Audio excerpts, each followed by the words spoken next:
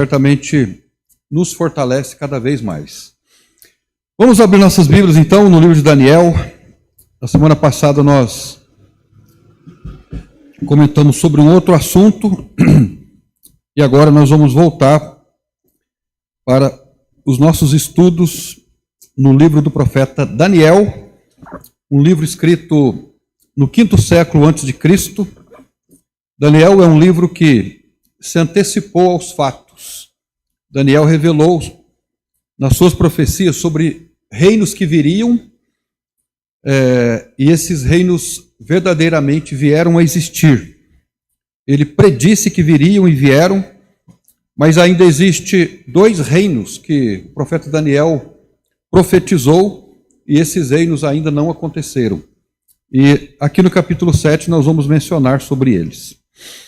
Daniel capítulo 7, eu quero ler com os irmãos agora até o verso 8, e nesse texto nós vamos falar sobre a visão dos 4 animais. Daniel capítulo 7, versículo de 1 a 8, o assunto é a visão dos 4 animais. Diz assim a palavra de Deus: no primeiro ano de Belsazar, rei da Babilônia, teve Daniel um sonho e visões da sua cabeça quando estava na sua cama. Escreveu logo o sonho e relatou a suma das coisas.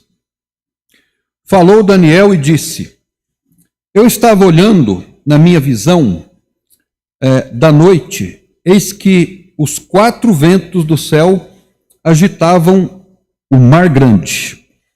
E os 4 animais grandes, diferentes uns dos outros, subiam do mar.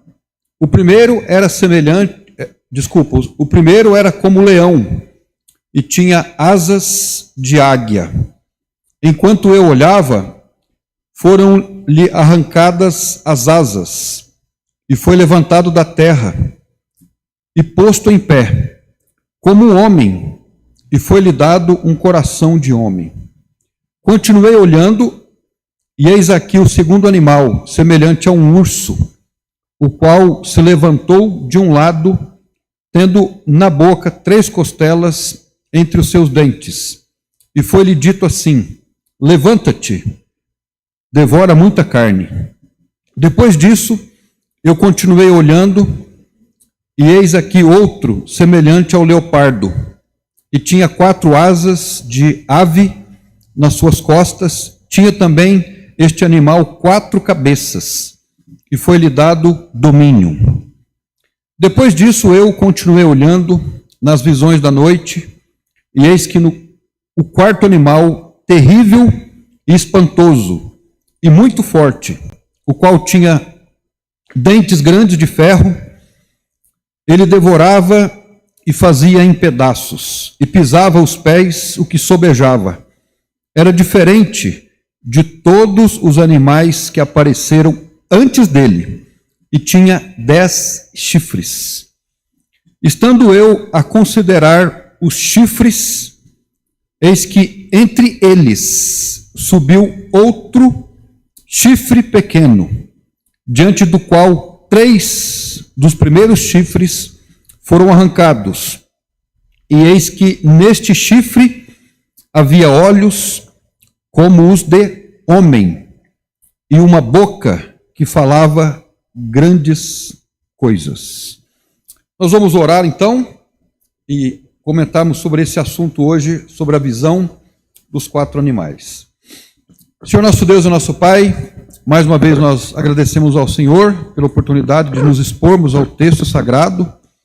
O livro de Daniel é um livro extraordinário, é um livro que relata sobre histórias que aconteceram, eventos, um livro que profetizou sobre os reinos que viriam, a partir do ponto em que Daniel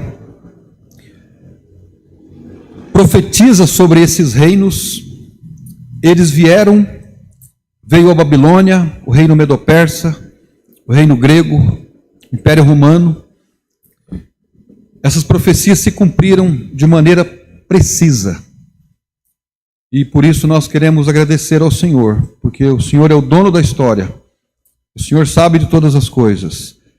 E todos esses fatos foram antecipados de maneira profética, de maneira que hoje nós nos regozijamos naquilo que o Senhor disse e das coisas que aconteceram, e estamos na expectativa de que esses outros reinos aconteçam para que o Senhor possa consumar, então, a obra perfeita do Senhor neste mundo. Nós agradecemos e oramos no nome de Jesus. Amém. Ok, irmãos. Então, nós já falamos que capítulo 1, capítulo 2, capítulo 3, capítulo 4 e até o capítulo 6 de Daniel, o que nós lemos lá são histórias que aconteceram. E do capítulo 7 em diante, até o capítulo 12, já não é história. O que nós veremos são profecias. Ou seja, a partir do capítulo 7, Daniel começa a escrever de maneira antecipada sobre as coisas que virão no futuro ainda. E é bom nós lembrarmos que daqui para frente, principalmente do capítulo 9 em diante, muitas coisas não aconteceram ainda. Então, esse capítulo ele marca a virada do livro, passando para a segunda parte, que compõe de visões proféticas que revelam os reinos futuros. No capítulo 6, que foi o último capítulo que nós estudamos, nós falamos sobre Daniel na cova dos leões. Daniel é uma história ainda, é a última história dessas narrativas dos primeiros 6 capítulos do livro. E a lição que nós aprendemos lá no capítulo 6 é que, assim como Daniel foi lançado nas covas dos leões e foi poupado, Deus os livrou da boca do leão, estando ele na cova dos leões, nós também, muitas vezes na vida, somos jogados nas covas dos leões. E muitas vezes Deus nos livra da boca do leão. Cada um de nós já passou por momentos assim. Se não passou, provavelmente vai passar. Mas o fato é que nós temos as nossas covas também, nós temos os nossos leões, e o Senhor nos livra de todos. Agora, aqui no capítulo 7, nós já notamos uma coisa interessante. Ele começa dizendo assim: no primeiro ano do rei o quê? Qual é o rei? No versículo 1, do rei Belsazar. Quem era Belsazar? Belsazar era neto de Nabucodonosor. Quem era o pai de Nabucodonosor? Nabonidos. E nós estudamos sobre a vida desses homens lá atrás. Mesmo porque, quando nós... Veja comigo no capítulo 5, voltando aqui alguns versículos, alguns capítulos, algumas páginas. No capítulo 5 nós lemos assim: o rei Belsazar deu um grande banquete a 1000 dos seus senhores e bebeu vinho na presença dos 1000. E aqui no capítulo 5 há a descrição do que aconteceu com o rei Belsazar no capítulo 5.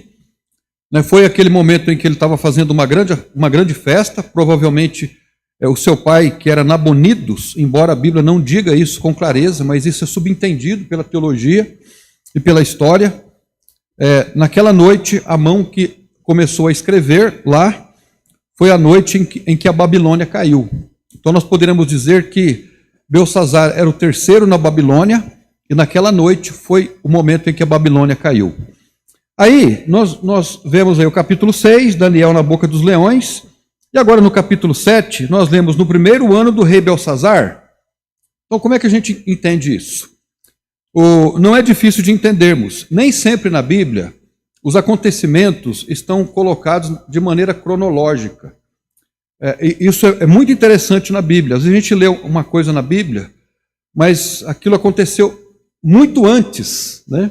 Como, por exemplo, nós começamos a leitura da Bíblia em Gênesis, como se Gênesis fosse o texto mais antigo. Mas o texto mais antigo, o texto que foi primeiramente escrito na Bíblia, foi o livro de Jó. Né? Mas Jó está lá no meio. Né? Mas a Bíblia tem essa questão. Então, o que nós já concluímos aqui? Que essa história aqui de Daniel, capítulo 7, ela aconteceu antes da queda de Belsazar. Porque o texto diz aqui no capítulo 7 que foi no primeiro ano do rei Belsazar, que era neto de Nabucodonosor. Esse é um dado interessante para nós não nos confundirmos aqui. Aí o texto segue dizendo assim: Ele teve as suas visões, né, que veio na sua cabeça, na noite. O texto diz que ele teve sonhos e visões da sua cabeça quando estava na sua cama. Lá atrás, nos capítulos anteriores, nós lemos que Daniel revelava sonhos. Ele, por exemplo, desvendou o sonho de Nabucodonosor. Agora, as coisas acontecem de maneira diferente.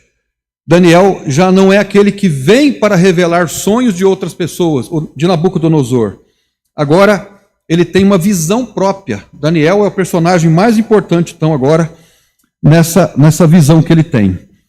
E aí o versículo 2 diz: falou Daniel e disse: eu estava olhando na minha visão na noite, eis que os 4 ventos do céu agitavam o grande mar.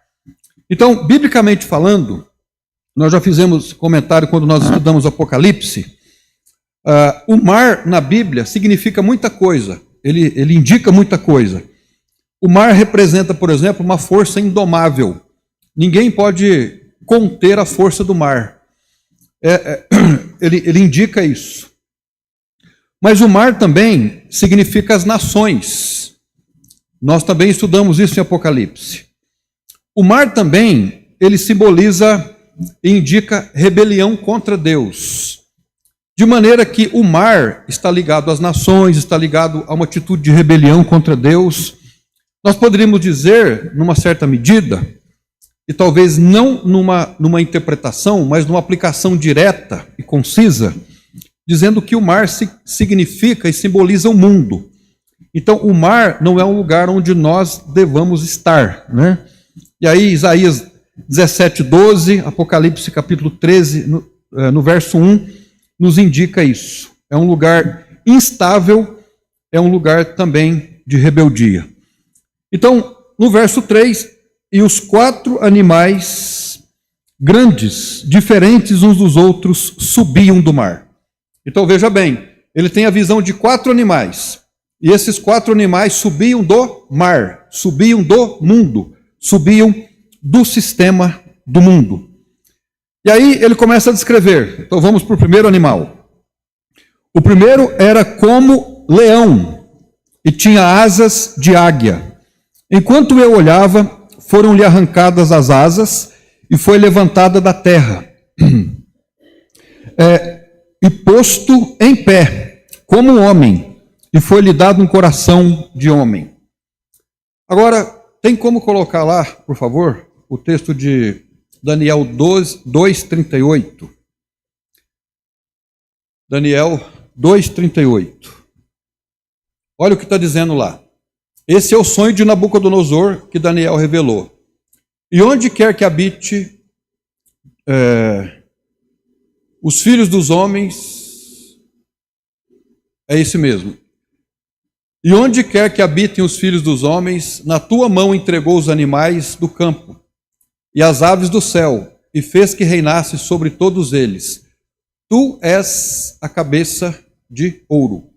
Quem está falando a quem aqui? No capítulo 2. Quem está falando para quem? Daniel está falando para o rei Nabucodonosor. Então, Daniel falando ao rei Nabucodonosor. Por que nós estamos falando isso? Lembra daquela estátua que nós falamos, a cabeça de ouro? Cabeça de ouro, os braços e o peito de prata. Essa parte aqui, eu sempre esqueço o nome. Como? Não, é o bronze, mas é o ventre. Não é o ventre que fala.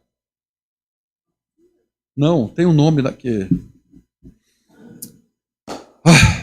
Bom, essa região aqui é o bronze, depois as pernas de ferro e os pés de ferro e barro, certo? Então vamos voltar lá na estátua. A estátua, lá no capítulo 2, cabeça de ouro, é a Babilônia. O reino Medo-Persa, os braços e o tronco. Essa parte, como? Não, é a cintura mesmo. Essa parte da cintura, aqui, essa parte aqui, é de bronze e representa o reino o reino grego, depois as pernas representam o Império Romano, feitas de ferro, e depois os pés de ferro e de barro, representando então o último império. Então, o que nós queremos dizer é que esse leão aqui é a mesma personagem, ou refere-se à mesma profecia lá do capítulo 2. Esse primeiro, então, refere-se à Babilônia. Daniel descreve um animal semelhante a um leão com asas de águia, uma imagem que representa o Império Babilônico sob o governo de Nabucodonosor. Essa interpretação é confirmada tanto pela arqueologia quanto pelo próprio Antigo Testamento. Os babilônios, por exemplo, usavam o leão como símbolo de majestade, de força, especialmente nos muros e portões da cidade. A Bíblia frequentemente usa o leão e a águia para descrever a Babilônia, por conta da sua ação rápida e devastadora sobre as nações. Então, Daniel observa que as asas do leão, aqui no texto, foram arrancadas. Então, veja bem, o versículo 4 representa o reino babilônico, na pessoa de Nabucodonosor. E o texto vai descrevendo que, enquanto eu olhava, foram arrancadas as suas asas, e foi levantado da terra. Então, o que o autor quer dizer aqui? Quando Nabucodonosor encheu-se de orgulho, o que é que aconteceu com ele? Houve um tratamento de Deus com ele, não teve? Alguém se lembra o que é que aconteceu com Nabucodonosor quando ele se encheu de orgulho? Estava muito cheio de si, o que aconteceu com ele?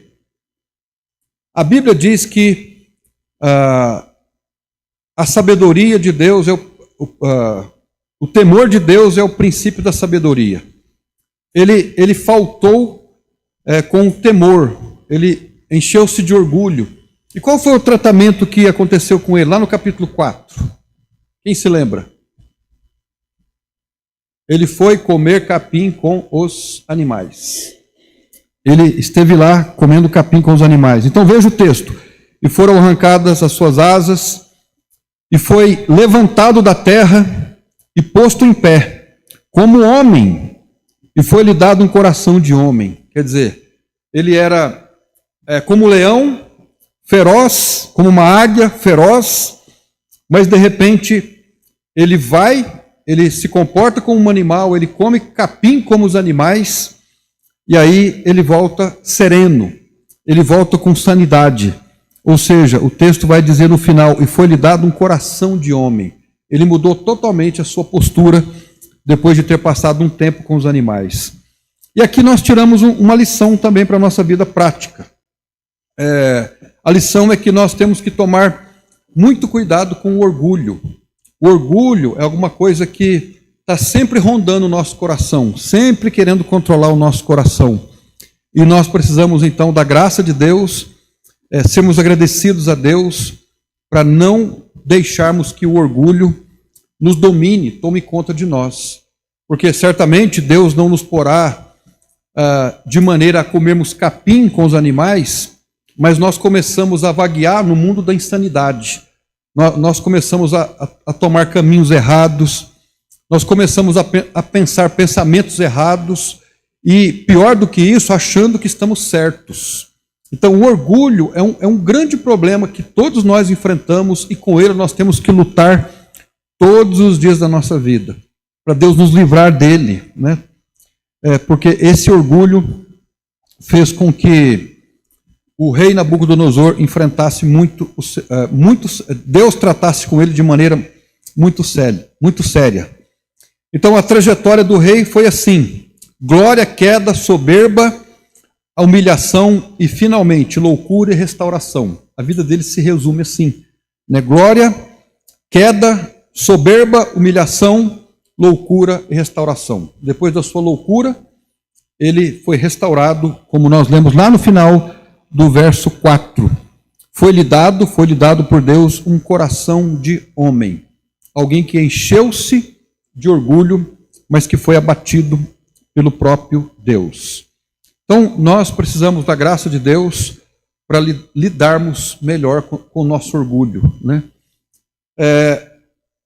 Quando é que eu percebo o orgulho na minha vida? Quando alguém, por exemplo, me chama atenção, quando alguém me diz que eu estou andando por um caminho errado, né? Eu começo a me justificar, eu começo a transferir a culpa. Isso é uma dose de orgulho que começa a pairar no meu coração. E nós precisamos da graça de Deus, nós precisamos ter essa percepção quando alguém nos chamar a atenção, quando alguém nos apontar um erro, quando alguém nos advertir de um perigo eminente, ao invés de ressachar, rebater, o que eu devo fazer? Puxa, obrigado, eu não estou vendo isso, mas eu reconheço que pode ser um grande perigo para mim. Então nós precisamos saber lidar com essas questões com a graça de Deus. No versículo 5, nós falamos sobre um outro reino. O primeiro reino, então, o reino babilônico. Versículo 5 diz: continuei olhando, e eis aqui o segundo animal, semelhante a um urso, o qual se levantou de um lado, tendo na boca 3 costelas e 3 dentes. E foi-lhe dito assim: levanta-te, devora muita carne. Esse segundo reino, ele está lá no capítulo 2, de uma outra forma. Veja, na estátua, a cabeça é o rei Nabucodonosor, cabeça de ouro. Agora nós temos o outro reino. Essa parte é o peito da estátua. Os braços, né, os 2 braços e o peito. E qual é o nome desse reino?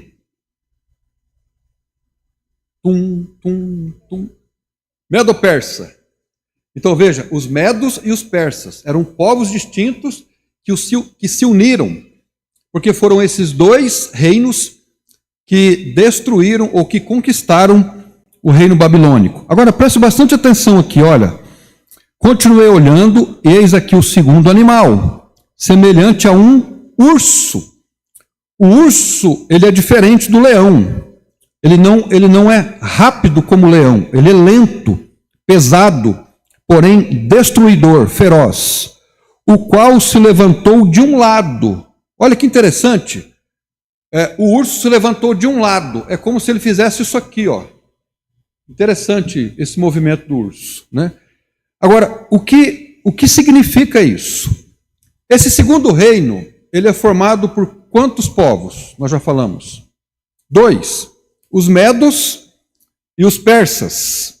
Então, quando nós lemos aqui, o qual se levantou de um lado, isso indica que um dos lados do urso era mais forte do que o outro lado. Isso na interpretação bíblica. E a Pérsia, veja, o segundo reino é o reino medo-persa. E a Pérsia, naquela época, embora tenha se juntado com os medos e conquistaram a Babilônia, mas os persas eram muito mais poderosos, muito mais fortes do que os medos. Então a Média, né, ou o reino medo era muito mais forte. Os 2 formaram um só, mas a Pérsia era muito mais forte. Alguém sabe dizer qual é o nome do povo hoje, vivo, atuante, nos nossos dias, que é o antigo povo persa? Os persas existem até hoje. Estão vivinhos da Silva. Quem são eles hoje? Como? Irã. Já ouviu falar no Irã? Então, os iranianos, na atualidade, eles são os antigos persas, que também foram inimigos de Israel. O texto diz que o urso devorou 3 costelas. Aqui existem algumas divergências entre alguns estudiosos, nós não vamos entrar nessa questão, mas o que nós sabemos é que eles conquistaram vários povos. Conquistaram, por exemplo, a Lídia, a Babilônia e o Egito. Então pode ser que quando o texto diz que ele, tendo 3 costelas entre os seus dentes, significa que ele pode ter conquistado a Lídia, a Babilônia e o Egito? Pode ser, mas não podemos afirmar com 100% de certeza. E essa também não é uma informação tão importante. Outra coisa que nós lemos sobre o urso é que foi-lhe dito assim: levanta-te, devora muita carne. Agora, quem poderia ter dito isso para o urso? Quem poderia ter dito isso para o urso? Lá no capítulo 4, nós lemos o mesmo sobre a Babilônia. Por exemplo, veja comigo. O primeiro era como leão e tinha asas de águia. Enquanto eu olhava, foram-lhe arrancadas as asas e foi levantado da terra. Quem levantou Nabucodonosor da terra quando ele estava orgulhoso? Depois ele foi levantado da terra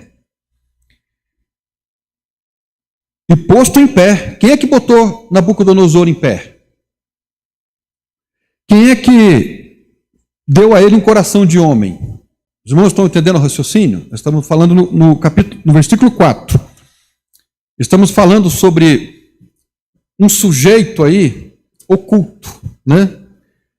Nabucodonosor foi levantado da terra, ele foi posto em pé, como homem, e foi-lhe dado um coração de homem. No verso 5, continuei olhando, e eis aqui o segundo animal, semelhante ao urso, o qual se levantou de um lado, tendo na boca 3 costelas, entre os seus dentes, e foi-lhe dito assim: levanta-te, devora muita carne. Então temos um personagem aí que está dando ordens para Nabucodonosor, né, para ele se levantar. Levantou ele, e agora no versículo 5, esse mesmo personagem deu ao urso a ordem: devora muita carne. Quem é que fez isso? Quem é que está fazendo isso? Onde você ouviu isso? Vocês concordam ou discordam? Deus, né? Então veja, Deus usou, isso fica bem claro aqui, ele usou impérios para cumprir os seus propósitos. Agora é muito importante que nós entendamos que esta não foi uma determinação arbitrária de Deus. Deus usou impérios como ele bem quis para cumprir os seus propósitos, mas em tudo houve a escolha humana e a participação humana em todas as decisões, ok?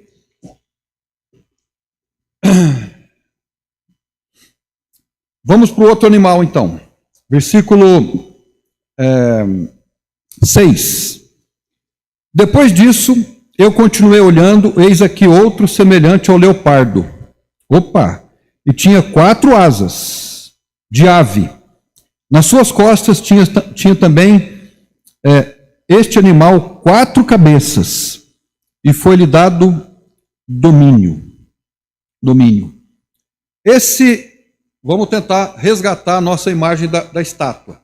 A estátua que nós lemos lá no capítulo 2, Nabucodonosor ele sonhou, o profeta Daniel deu o sonho, e no sonho a cabeça era o reino babilônico, na pessoa de Nabucodonosor. Depois os 2 braços e o peito era o reino medo-persa. Aqui era prata. Depois o ventre, agora eu lembrei da palavra, é o ventre. Essa é a palavra que os teólogos usam. O ventre era de bronze. E o bronze, esse ventre aqui de bronze, representa esse reino aqui, o leopardo. Então, aqui nós estamos falando do Império Grego. O Império Grego, melhor falando, Império Grego Macedônico, ele foi estabelecido por Alexandre o Grande. E aqui a figura do leopardo é usada para referir-se à velocidade e à agilidade dos ataques de um leopardo. Você, um dia, se desejar, pode ler a história da Élide. Élide é a Grécia, a maneira como ela se expandiu para o mundo todo de maneira rápida. E aqui no texto, nós temos a descrição de um leopardo, que já é um animal rápido, mas para não bastar um animal rápido, ele ainda tem asas, para dar mais agilidade ainda ao seu trabalho. Alguém poderia me dizer com quantos anos Alexandre o Grande morreu? Hoje nós ouvimos muito sobre Alexandre o Grande. Quem é que doutrinou Alexandre o Grande? Alguém sabe? Ele foi doutrinado. Os pais de Alexandre o Grande falaram para ele assim: eu vou mandar você para um professor, para esse professor fazer de você uma pessoa importante. Sabe quem foi o professor de Alexandre o Grande? Aristóteles. Foi o professor dele. Agora, Alexandre não se transformou num filósofo, mas num guerreiro. Ele morreu com quantos anos? Quem consegue dar um chute? Como? 32 anos.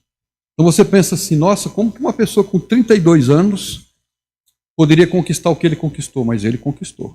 Né? O império greco-macedônico, ele foi muito poderoso. Né? Mais alguns detalhes aqui. Versículo 6. Depois disso, continuei olhando, eis outro semelhante ao leopardo que tinha 4 asas. Então ele tinha aqui 4 asas. Depois que Alexandre o Grande morreu, aos 32 anos de idade, algumas pessoas deram seguimento ao império dele, aquilo que ele conquistou. Esses homens foram Cassandro, Lisímaco, Ptolomeu e Seleuco. Isso a história diz assim, de maneira pacífica. Então, quando nós olhamos para a história, e isso aqui também você estuda na filosofia, essas informações presentes na filosofia, na história, elas se encaixam com o relato bíblico.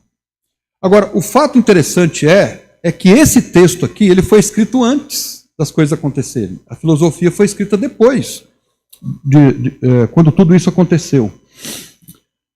Agora, esses homens, então, passaram, e aí o Império o Império Greco-Macedônico terminou. Ele foi se dividindo. E aí no verso 7 nós lemos assim: depois disso, eu continuei olhando nas visões da noite, e eis aqui o 4º animal. Então o 4º animal é o animal mais interessante de todos. O 4º animal. Nós vamos prestar um pouco de atenção nele.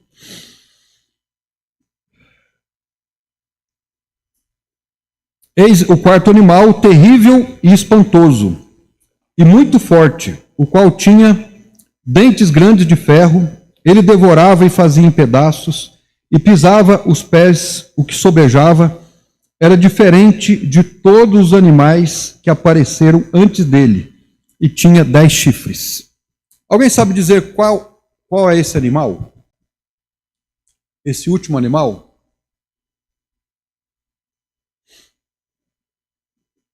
Vamos pensar de novo. A estátua na cabeça de Nabucodonosor. A estátua lá de Nabucodonosor era de ouro. A cabeça de ouro de Nabucodonosor se refere ao reino babilônico. No texto que nós lemos aqui hoje, no capítulo 7, qual é o animal que está relacionado com a cabeça? O leão. Então, no sonho de Nabucodonosor, da estátua, a cabeça representa a Babilônia. Aqui no capítulo 7 é representado pelo leão. Depois, aqui, o peito e os braços. É o reino medo-persa. Lá no capítulo 2, é representado pelo bronze. Aqui, pelo urso. Estou certo? Depois, o reino grego. Lá no capítulo 2, pelo bronze. Aqui, pelo leopardo. E agora, refere-se às pernas. Lá no capítulo 2, as pernas eram de ferro. Ferro quer dizer força. Está muito relacionada com o armamento bélico. O ferro destrói outros metais.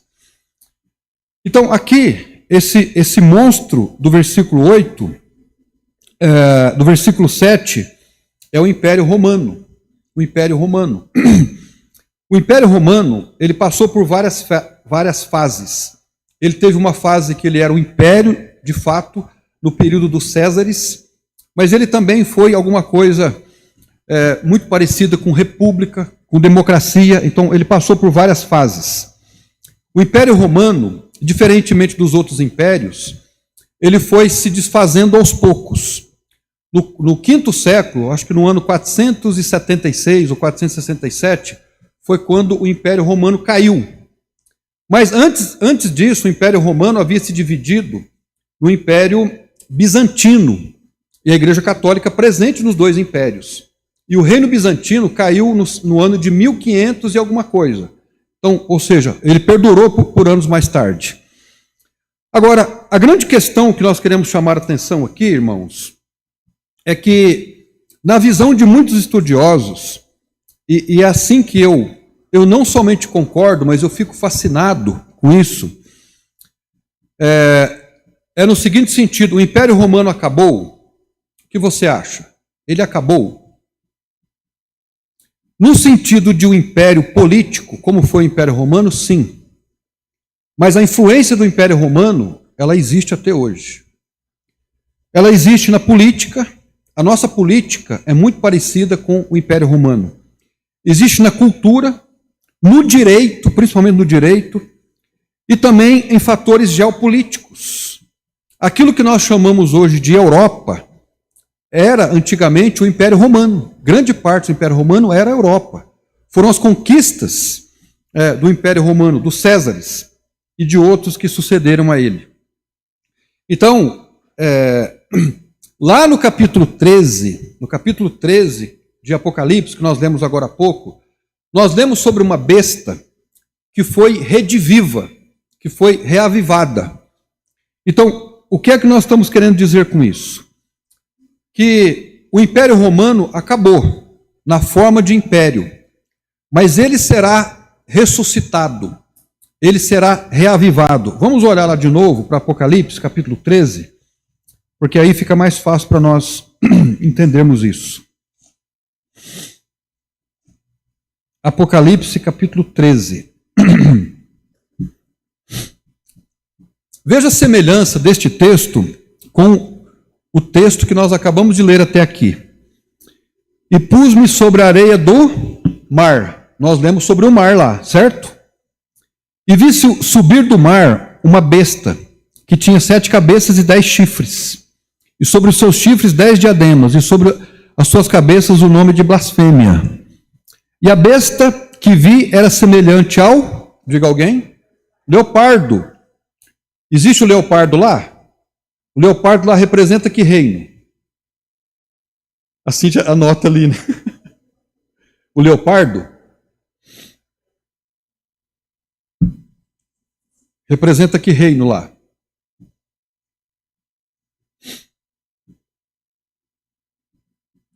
O reino grego, né? Veja bem, e os seus pés como de urso. Aparece o urso lá? Sim. E a sua boca como a boca de leão. Aparece também o leão lá. Só que aqui os animais estão inversos, né? E o dragão deu-lhe seu poder e o seu trono e grande poderio. Então aqui você vê que essa besta aqui, ela tem uma mistura de todos os reinos anteriores. Isso de fato é uma verdade. Entende? Por exemplo, hoje nós temos na religião, inclusive, elementos que vieram não somente desses reinos da Babilônia, mas vieram do Egito pagão. Esses elementos vieram incorporados na política, na religião, estão presentes hoje. Então, aqui essa besta aqui que nós estamos lendo, em Apocalipse capítulo 13, no verso 2, refere-se a esse último império, que é o império do anticristo. Então, esse último império, que é o império do anticristo, ele será reavivado. Veja comigo o verso 3 de Apocalipse 13. E vi uma das suas cabeças como ferida de morte, e a sua chaga mortal foi curada, e toda a terra se maravilhou após a besta. Então veja, é o império que foi sarado, que foi curado da sua ferida mortal. Ele é trazido de novo. Então o Império Romano, numa certa forma, numa certa medida, ele não acabou. Ele está presente hoje. Está presente hoje como? No direito, na política, na religião, inclusive, na religião evangélica, inclusive, na religião católica, inclusive, ele está presente hoje. Os resquícios, as influências, ou a influência do Império Romano está vivinha da Silva hoje, nos dias de hoje. E o texto diz que o dragão deu-lhe o poder, e o dragão aqui representa o diabo, né? O diabo. Alguém tem uma pergunta até aqui, irmãos? Alguma pergunta? Alguma observação? Então deixa eu ler mais um versículo. Só mais um comentário no verso 7. Lá no finalzinho do verso 7, existem as últimas palavras para referir-se a esse império, que é o Império Romano. E o texto diz que ele tinha 10 chifres. 10 chifres. Alguém saberia dizer o que significa chifres? Tanto no livro de Daniel, não é só no livro de Daniel, mas na Bíblia. Mas aparece tanto em Daniel como Apocalipse. Qual o sentido e o significado da expressão chifres? O que representa o chifre? Nós já falamos sobre isso. Poder, significa poder. Pode referir-se ao poder no sentido estatal ou poder de alguém, que é doado a alguém. Agora aqui, no versículo 7 de Daniel 7, está dizendo que este império, que é o Império Romano, ele tinha 10 chifres. Agora eu faço uma pergunta aos irmãos. O Império Romano já teve 10 chifres? Ele já teve 10 governantes com ele? Ou 10, vamos dizer assim, não somente governantes, mas 10 províncias que estiveram debaixo dele? Não. Essa profecia nunca aconteceu. Então, quando refere-se a 10 chifres, que são 10 poderes ali, juntos com o Império Romano, isso não aconteceu ainda. E conforme nós estudamos Apocalipse, isso acontecerá lá na grande tribulação. Agora veja o verso 8. Que interessante o verso 8, nós vamos terminar aqui. Estando eu a considerar os chifres, que chifres? Os 10 chifres. Os 10 chifres que ele viu da besta, que é o Império Romano. Eis que entre eles subiu um chifre pequeno, e diante do qual 3 dos primeiros chifres foram arrancados. Eis que nesse chifre havia olhos, como os de homem, e uma boca que falava grandes coisas. Opa, peraí. Então ele estava olhando para aquele último império, ele viu 10 chifres, daqueles 10 chifres, 3 se destacaram, e dos 3 apareceu um outro chifre. E aqui ele se refere a ele como um chifre pequeno. E aí eu pergunto aos irmãos, que chifre é esse?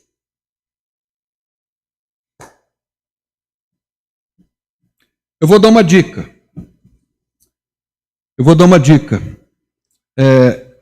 Veja comigo aqui mesmo, no capítulo 7, versículo 24 e o 25. Verso 24. E quanto aos 10 chifres daquele mesmo reino, se levantarão 10 reis. Olha aí, 10 reis. Isso não aconteceu ainda na história. Não originaram-se do Império Romano Antigo 10 reis. E aqui nós estamos falando da mesma pessoa. Depois deles se levantará outro, o qual será diferente dos primeiros e abaterá a 3 reis. Então, esses 3 reis aqui do verso 24 significam os 3 chifres, lá do versículo 8 que nós lemos. Estão comigo? Lá está falando de 3 chifres. Agora veja o 25. E proferirá palavras contra o Altíssimo, e destruirá os santos do Altíssimo, e cuidará em mudar os tempos e a lei, e eles serão entregues à sua mão, por um tempo, e tempos e metade de um tempo. Aqui está se referindo a quem? Ao anticristo. Então, o que o anticristo fará no período da tribulação? Olha aqui. Ele proferirá palavras contra o Altíssimo. Isso está acontecendo no mundo hoje? O que você acha disso? Está acontecendo no mundo hoje. Olha o que continua dizendo: destruirá os santos do Altíssimo e cuidará de mudar os tempos e a lei. Olha que interessante, a lei tem sido mudada. Onde a lei tem sido mudada? No Congresso brasileiro, no Senado brasileiro, no Parlamento brasileiro, no mundo. Onde está presente os conceitos judaico-cristãos de vida, eles estão sendo removidos. Haja vista o que está acontecendo na Europa. A Europa está se tornando um continente muçulmano. E eles serão entregues na sua mão por um tempo, e tempos e metade de um tempo. Essa expressão que ele usa, que eles serão entregues na sua mão, na mão do anticristo por um tempo, e tempos e metade de um tempo, refere-se a quanto tempo?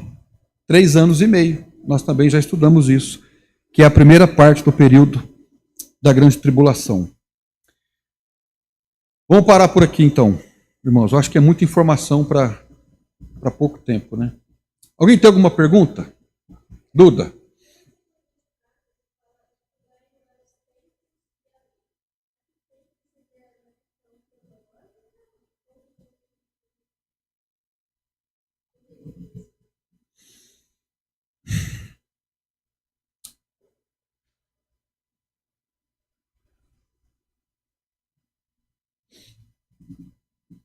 Eu acho que não se refere, eu não vou afirmar com certeza, mas eu acho que não se refere a questão de fenômeno da natureza, né? Refere-se, está ligado à questão de crenças, costumes, tradições que são boas, vamos dizer assim, porque isso está acontecendo, né? Hoje, principalmente na nossa época de hoje, o que as culturas antigas, principalmente com influência judaico-cristã, não admitiam jamais, hoje se admite, em todos os sentidos, né? Então, há uma inversão de valores, há uma mudança de cultura, de paradigma, uma quebra de paradigma enorme, né? Então, as leis estão sendo mudadas. Agora, a lei não é mudada no papel, a lei é mudada na prática. E isso é uma tendência no mundo, né? Não importa o que está na lei, né? A prática supera a lei. O importante é o que eu faço. E se nós abrirmos os olhos, nós vamos ver isso acontecer em todas as esferas da sociedade, em todas as camadas da sociedade, em todas as instâncias, por exemplo, do judiciário. As coisas estão... não importa o que está escrito, o que foi deliberado, o que foi firmado, o que é o cerne duro da lei. É eu que digo o que a lei tem que ser, de acordo com a minha compreensão, com os meus valores, né? E isso acontece inclusive na Bíblia, né? O que se fala hoje em relação à Bíblia é terrível, né? Terrível.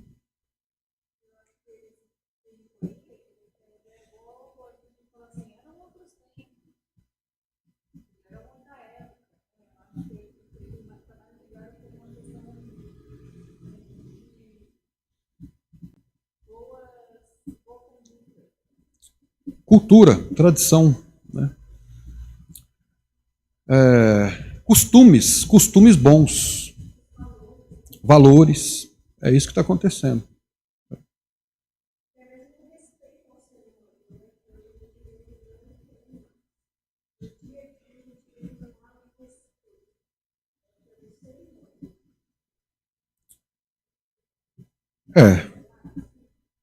Sim, exatamente, a maneira de viver, né?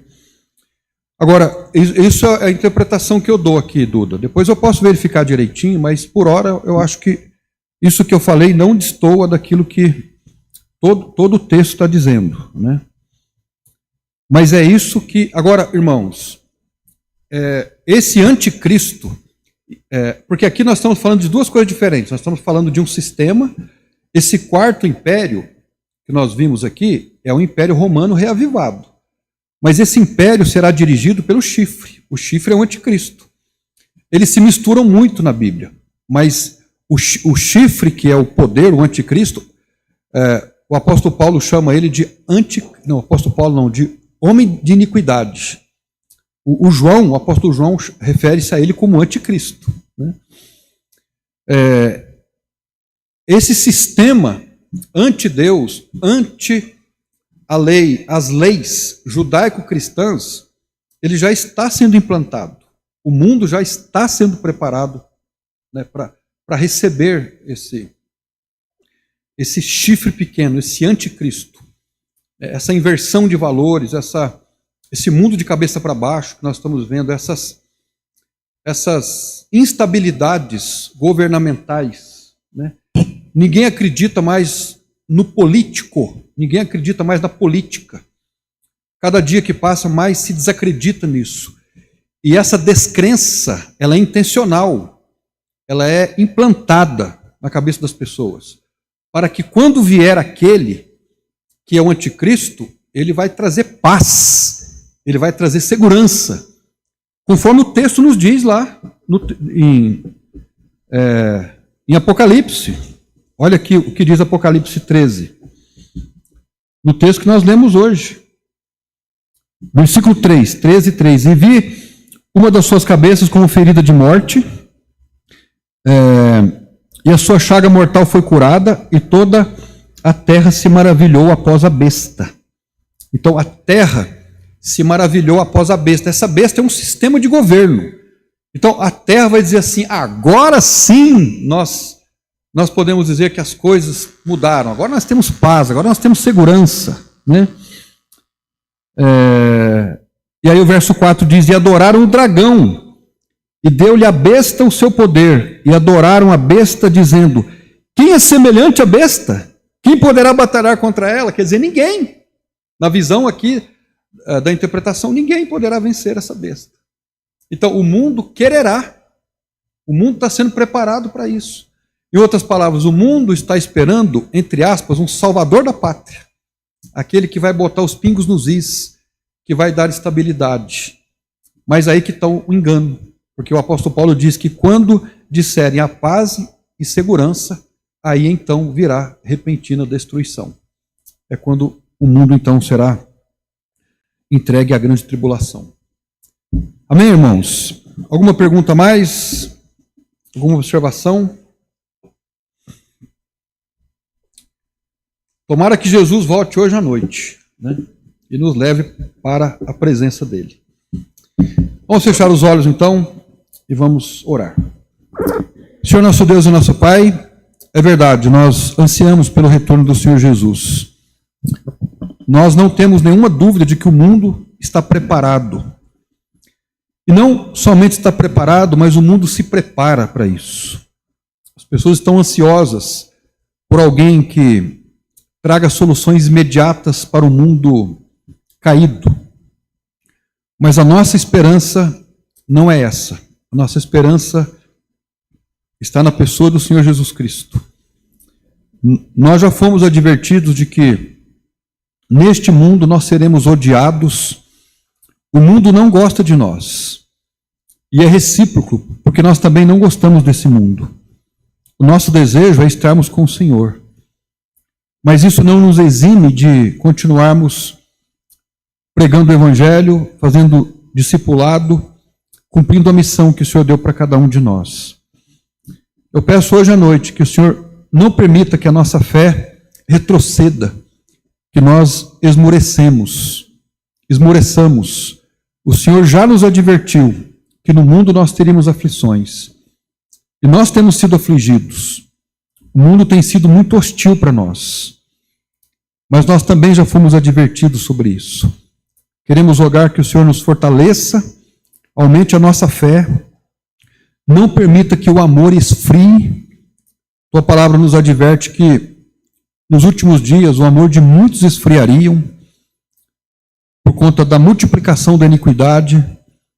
Mas eu peço que o nosso amor não esfrie, que nós continuemos soprando essa brasa, que mantenhamos firme a nossa esperança, a nossa fé e o nosso amor por Jesus Cristo e pela Igreja do Senhor. Essa é a nossa oração, no nome de Jesus. Amém. Deus abençoe os irmãos que estão aqui, os irmãos que estão também acompanhando pela internet. Que a graça de Deus esteja com todos.